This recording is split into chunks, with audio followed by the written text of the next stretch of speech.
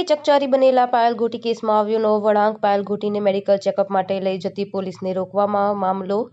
Medical team પહોંચી પાયલ ઘોટીના ઘરે રાત્રિના સમયે મેડિકલ ચેકઅપ કરાવવાની ના પાડતી પાયલ ઘોટી આવતીકાલે સવારે મેડિકલ ચેકઅપ કરાવવા માટે પાયલ ઘોટી તૈયાર। મેડિકલ ચેકઅપ માટે તૈયાર ન થતી પાયલ ઘોટીને પોલીસ દ્વારા સમજાવટનો પ્રયાસ। પોલીસ ટીમ અને મેડિકલ ટીમ વિઠ્ઠલપુરથી રવાના।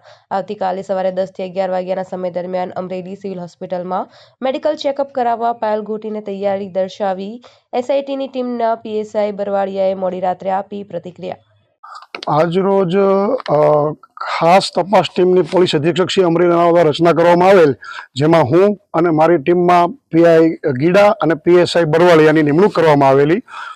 અમરેલી સિટી પોલીસ સ્ટેશન ગુના નંબર 838/24 ના કામે પાયલબેન ગોટી કે જેમણે પોલીસ કસ્ટડી દરમિયાન તેમના ઉપર ત્રાસ ગુજારવામાં આવેલ, માર મારવામાં આવેલ એવા આક્ષેપો કરેલ હોય, જે અનુસંધાને ભોગ બનનાર બેનનું આજે ટીમના મેમ્બર સાથે નિવેદન નોંધવામાં આવેલું છે।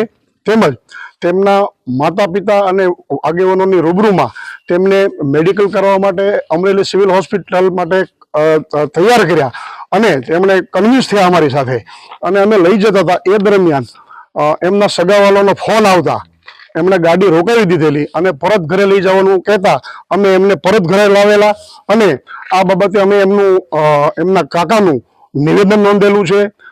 તેમજ અમે ત્યાં મેડિકલ કરાવવા તે ન માગતા હોય, જેથી મેડિકલ ટીમને અમે અત્રે ગામે લાવેલા હતા કે જેથી એમનું તાત્કાલિક એમના આક્ષેપ અનુસંધાને મેડિકલ થાય અને પુરાવા અમે એકત્ર કરી શકીએ, પરંતુ તેમણે મેડિકલ કરવાનો અત્યારે ઇનકાર કરેલો હોય, જેથી આવતીકાલે મેડિકલ કરાવશે એવું જણાવતા હોય।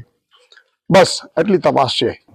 લેટર કાંડ બાબતે પાયલબેન ગોટી એ આક્ષેપ કરેલા કે પોલીસે મને ટોર્ચર કરેલી છે, જે બાબતે અમરેલી જિલ્લા પોલીસ અધિક્ષક સાહેબ દ્વારા એસઆઈટીની રચના કરેલી છે।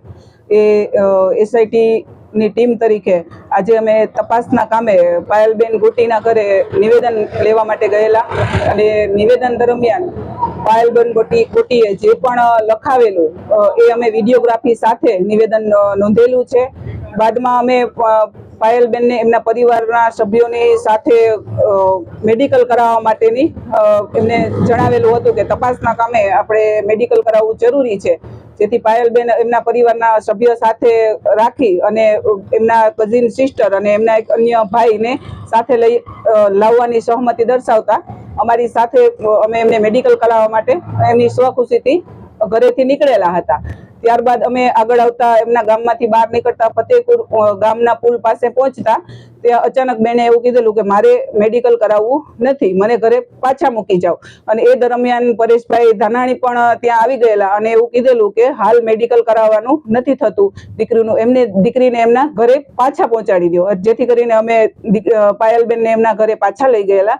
અને બાદ બેન એવું કહેતા હોય કે અત્યારે હું મેડિકલ કરાવવા માટે બહાર જવા નથી માંગતી, જેથી કરીને અમે મેડિકલ ટીમ મહિલા મેડિકલ ટીમને ત્યાં પાયલબેનના ઘરે બોલાવેલા અને પાયલબેનને સમજ કરેલી કે તપાસના કામે તમારા આક્ષેપ છે કે પોલીસે મને ટોર્ચર કરેલી છે, તો અમારા તપાસના કામે ખૂબ જ જરૂરી છે કે તમારું મેડિકલ બને એટલું વહેલું થઈ શકે, જેથી અમે પાયલબેનને મેડિકલ ટીમ ઘરે આવેલી છે તો મેડિકલ કરવા માટે સમજ કરેલી, પરંતુ પાયલબેને હાલ મેડિકલ કરાવવાની ના પાડેલી છે।